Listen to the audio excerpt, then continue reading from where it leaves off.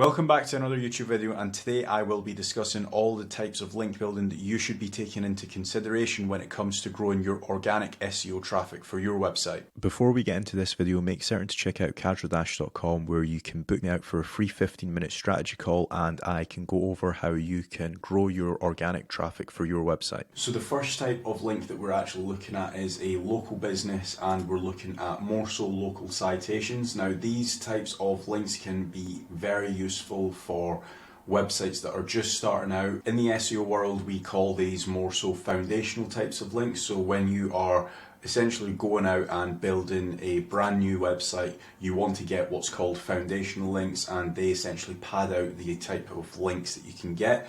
So one thing I will mention about these types of links is that they are no follow links. So they won't be passing any power through to your website. However, they do create a strong foundation for your website. So if you then decide to go and hit your website with more guest posts or niche edits, then it creates a very, very strong foundation, and it also looks very natural when you're doing citations, because naturally a local business will have a lot of citations and a lot of local links going through to that website as well. So the next type of link that we will be looking at are guest posting. So this is a guest post, and essentially it is linking through to a page that's trying to rank for Accountants London. So as we can see here, this website does really well. It ranks #1 for Accountants London. This is the page, and this is the actual guest post. Now, the good thing about actual guest posts is the fact that you can pick and choose what the content actually says. So if they wanted to rank for accountants in New York, or e-commerce accountants, or whatever the actual keyword that they want to rank for,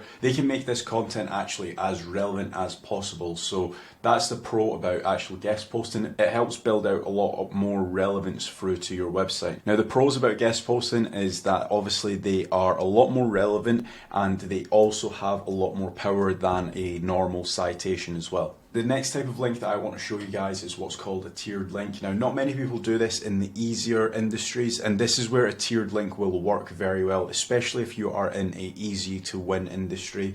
Now, this is obviously gambling.com, and if we take a look at one of their guest posts, they have got a link to return to player value meaning, and this is obviously just a regular guest post on a website. However, what they have also done is they have built tier 2 links through to it. So if you actually run this URL through Ahrefs, you will be able to see that they have got a load of do follow links going through to that page. Now this, for example, here is a link that is pointing through to their guest post. So this is essentially a tier 2 link that powers up their guest post, which then powers up their money site. So they've essentially got a link pointing through to a link pointing through to their money page. And if we just click this URL here, as you can see, it links through to their guest post here, which then links back up to what does RTP mean. So that is how you utilize tiered link building. So the next type of link that you can acquire is what's called a niche edit, or some people call it a link insertion as well.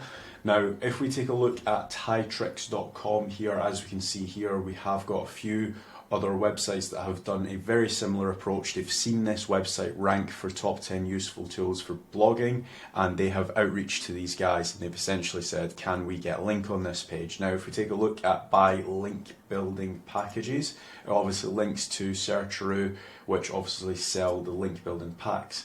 Now, the good thing about niche edits is that they are obviously on a pre-existing page, and it already has some power. So Google's already crawled that page, as opposed to a guest post, for example. A guest post is a fresh page on a domain. So even if you were to get a link from Forbes, for example, if that is a fresh page, there is no actual page history. So the good thing about niche edits is that they have a little bit of history. This might have been uploaded a couple of years ago. If we take a look at it, yes, it was actually uploaded back in 2022. So Google has crawled this URL multiple times since it has been uploaded. So the next type of link that I want to show you guys is what's called a PBN, a private blog network, some people would call it. Now, the issue you've got with private blog networks, or PBNs, is that they are against Google quality guidelines, so you can get in trouble if you use them. However, that being said, that's not to say that they still don't pass any power. So you always need to bear that in mind when you are doing any form of PBN link building or private blog network link building. that this can get you in trouble. Now the reason why you can get in trouble is because it violates Google's Webmaster Quality Guidelines, as you can see here. However, that being said, I know a lot of people that use PBNs and they actually work very well. As you can see, this PBN actually links to TikTok.com and they actually rank very, very well if we take a look at their traffic. So as we can see here on TikTok's traffic, they do have over 359 million traffic every single month. So their SEO strategy is working. It's not to say that it's all down to PBNs. I'm sure they are doing other forms of link building, but just bear that in mind about PBNs. So the next type of link building that I want to talk about is PR, and that is actually getting listed on some really high publications such as The Independent and Washington Times. This is actually a recent campaign that I done for one of my business partners, James, and as we can see, meet the millionaire who started out working in a call centre for £4.50 an hour, and I have been able to essentially get him listed on The Independent and also Washington Times as well. Now, if we take a look here, it does link to his Facebook, it links to his Twitter, it links to all of his different brands as well. So from a link building point of view and also from an EEAT building trust and actual offer rank as well, these types of link building actually help massively. However, it does come with a price. Now that being said, it definitely does help actually being seen on these big massive publications, especially if you are trying to improve your offers EEAT, or if, let's say for example, you are a personal trainer and you just want to establish more trust within your actual space so you can get more bookings or potentially you could sell your course. This is definitely the type of link building that you should be looking at. So the next type of link that I want to speak about is what's called a press release. Now a press release, again, it is for something newsworthy. Let's say for example you set up a new business or you set up a new website, you can definitely hit a press release, and again it acts as more sort of foundational type of link. I would do a press release for some of my clients if they had just acquired another business or if they had won an award, anything like that that is newsworthy. It's definitely worth doing a press release on. Now, one thing I will want to say about a press release is that they aren't actual do follow links, so they aren't actually passing any power through to your website, but again it acts as a very, very strong foundation type of link. The next type of link that I want to speak about is HARO, or help a reporter out. Now if we take a look at this page here, adopting a pet, ask yourself these questions first, and it has a load of people that have essentially submitted their questions through to this page. Now one of the links through to Curiosity Trained, as we can see here, and this question was essentially asked by Stephanie Mantilla, and she has essentially got a link back from this website. Now a few things to bear in mind about HARO is that it isn't actually proper EEAT.